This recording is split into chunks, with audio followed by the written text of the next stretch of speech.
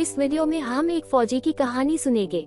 आशा करती हूँ कि आपको इस कहानी से कुछ सीखने का अवसर मिलेगा। फौजी की कहानी एक दिल को छू लेने वाली कहानी है, जिसमें मानवीय स्वभाव के उस पहलू को दर्शाया गया है जो स्वार्थ से परिपूर्ण है।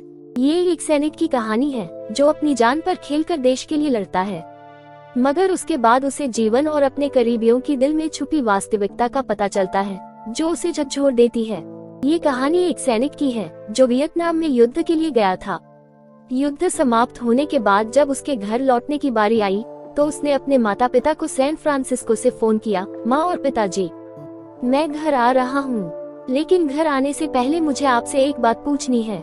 मेरा एक दोस्त है जिसे मैं अपने साथ घर लाना चाहता हूँ, क्या मैं उसे ला सकता हूँ? बिल्कुल बेटा, ये भी कोई पूछने की बात है। हमें तुम्हारे दोस्त से मिलकर बहुत खुशी होगी, माता पिता ने जवाब दिया। लेकिन पहले एक बात आप लोग जान लें, सैनिक बोलता गया, युद्ध में वह बहुत बुरी तरह घायल हो गया है। उसने एक बारूदी सुरंग पर पैर रख दिया था और उसमें उसने अपना एक हाथ और पैर गंवा दिया है।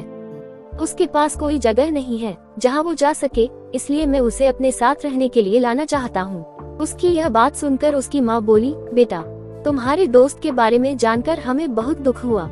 हो सकता है हम उसके रहने के लिए कोई जगह तलाश कर सके। नहीं माँ, मैं चाहता हूँ कि वो हमारे साथ रहे। लेकिन बेटा, अब पिता ने कहा, तुम समझ नहीं रहे हो कि तुम क्या चाह रहे हो। इस तरह का अपाहिज व्यक्ति हमारे लिए कितना बड़ा बोझ होगा।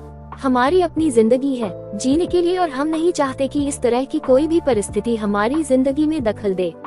मेरे हिसाब से तुम्हें अकेले घर आना चाहिए और अपने दोस्त को वहीं छोड़ देना चाहिए। वो अपनी जिंदगी जीने के लिए कोई न कोई रास्ता निकाल ही लेगा।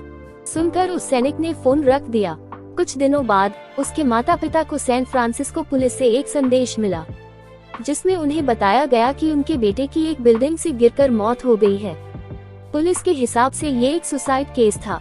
दुखी माता पिता ने तुरंत ही सैन फ्रांसिस्को के लिए फ्लाइट बुक कराए और वहां पहुंच गए। वहां उन्हें शहर के मुर्दाघर ले जाया गया ताकि वे अपने बेटे की पहचान कर सके।